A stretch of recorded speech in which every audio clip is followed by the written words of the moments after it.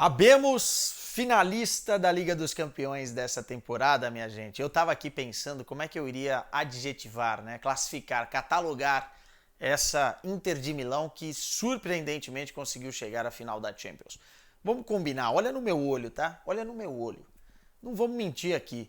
Quem daí imaginava, lá no início da Liga dos Campeões, que a Inter de Milão chegaria à final da Liga dos Campeões dessa temporada? Eu não.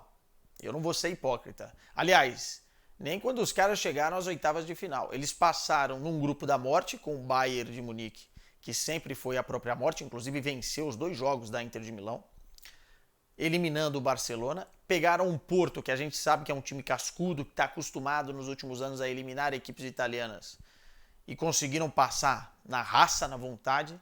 Depois pegaram um Benfica, que apresentava um dos melhores estilos de jogo do futebol europeu. Tudo bem que estava no momento mais ou menos, é verdade, no pior momento do Benfica na temporada, mas ganharam com propriedade no Estádio da Luz e administraram o jogo de volta merecidamente, se classificando para a semifinal. Depois os caras pegam um Milan no Derby della Madonnina, todo mundo achando que seria um jogo pegado lá e cá, que não tinha favorito.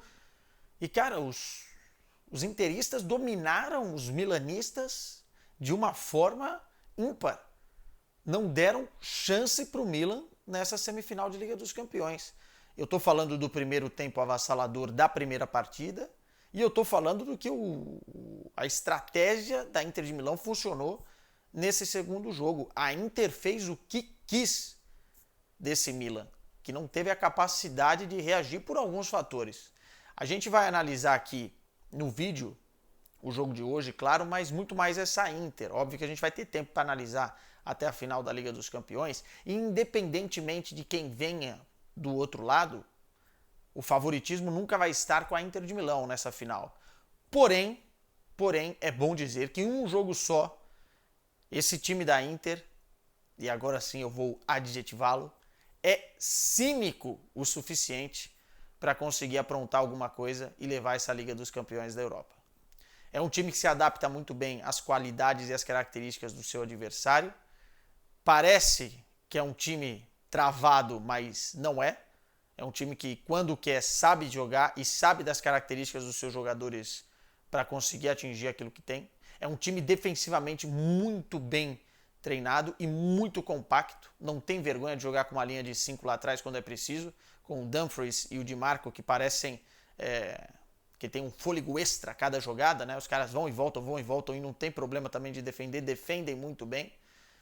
E uma trinca ali de zagueiros, um trio defensivo com Bastoni, Acerbi e Darmian, que muito dificilmente o time toma ou sofre gols de cabeça, sofre pelo alto.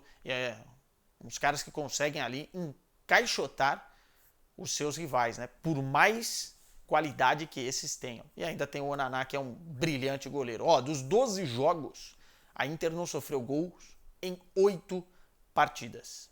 E hoje foi mais um. Quem tá chegando agora já deixa o like aí, dá essa moral pra mim, tá? E quero comentários aqui. O que vocês acharam da Inter finalista? Quem não se inscreveu, se inscreva neste humilde canal.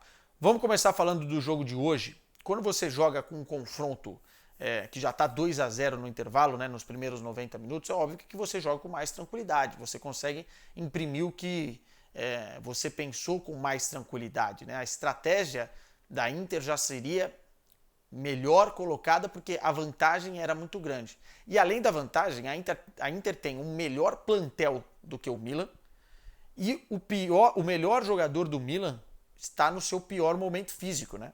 Rafael Leão não jogou o primeiro jogo e nesse segundo jogo demonstrou claramente dificuldades físicas naquilo que ele faz de melhor, que é arrancada, drible em velocidade, 1 contra 1, explosão muscular, claramente abaixo dos seus níveis físicos aí. E aí é muito difícil. Com o Rafael Leão, o Milan não é um supra-sumo. Sem o Rafael Leão, aí o Milan é um time extremamente comum e com um plantel muito inferior ao rival, a Inter. Se você olhar as substituições, tanto no primeiro quanto no segundo jogo, que o Pioli faz e que o Inzaghi faz, você tem uma ideia do que eu estou falando. A Inter é muito mais time, é muito mais plantel, né? Então a Inter entrou sossegada fazendo o que queria fazer no jogo, pressionando alto quando queria, baixando as linhas quando queria, truncando o jogo no meio-campo como quis, e até por isso a gente teve muitas faltas nessa partida. Se eu não estou enganado, 22 faltas no primeiro tempo, 37 faltas no total, e a maioria das faltas para o Milan, né? O Milan fez mais faltas, e isso tem uma explicação, né? O Milan estava afoito para recuperar a bola e nessa vontade, nesse ímpeto, acabava dando o que a Inter queria, que era menos tempo de jogo, né? Mais tempo de jogadores caídos, e a Inter foi fazendo o seu jogo, irritando os jogadores do Milan.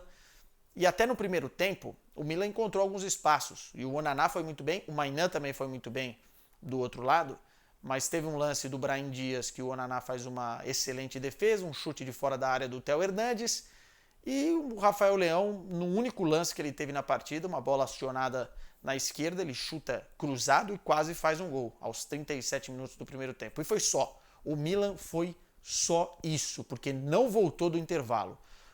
O Inzaghi colocou o mesmo time da primeira partida, com o trio no meio-campo, né? O Mkhitaryan, o Çalhanoğlu e também o Barella. E no segundo tempo, acho que o Mkhitaryan teve algum problema físico, entrou o Brozovic no time. E aí, o Milan perdeu o meio-campo de vez, né? A Inter de Milão segurou a bola quando quis, tentou acelerar em alguns momentos, mas só na bola boa, não forçou mais do que isso, porque também não necessitava mais do que isso. E aí, quando o Inzaghi faz as substituições, os caras que entram têm muita qualidade e estão assim na temporada. Não é à toa que a Inter de Milão está na final da Copa Itália, que a Inter de Milão já está se classificando via campeonato italiano para a próxima fase, para a próxima Liga dos Campeões, e está no momento de franca evolução, especialmente individualmente dos seus jogadores. E aí eu posso citar o próprio Lukaku. Lukaku hoje é reserva porque o Dzeko está muito bem junto com o Lautaro. E tanto o Dzeko quanto o Lautaro são fundamentais porque eles são dois caras com características que casam muito bem com essa Inter de Milão. Quando a Inter tem que acionar a bola longa, quebrar chutão, o Dzeko consegue fazer uma parede muito bem feita ali e tocar a bola com qualidade. E o Lautaro é uma vaca louca na partida.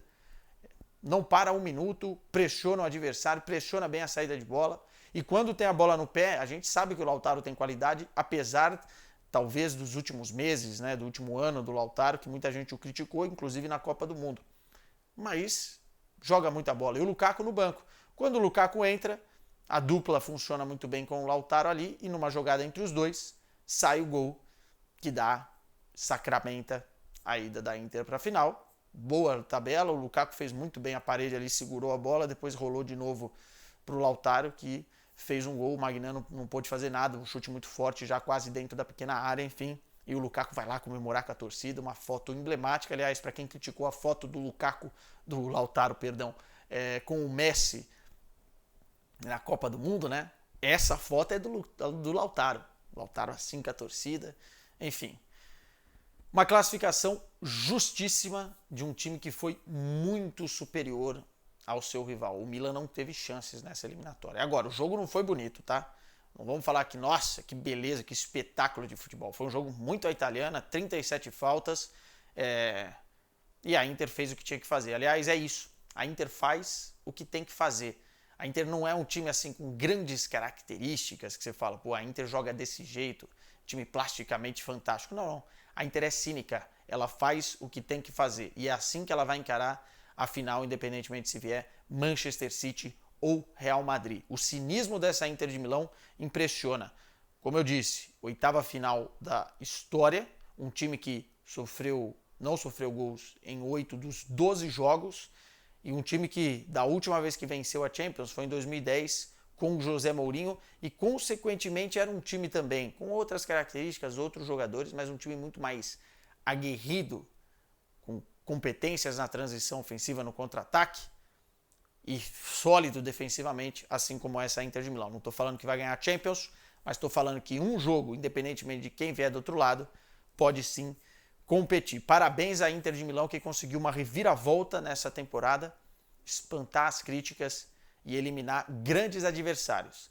Quem não vai dormir nada bem é o torcedor do Milan, né? E não só por hoje, pelos próximos anos, porque uma eliminação na semifinal para o principal rival dói e dói demais. Eu sei do que eu estou falando.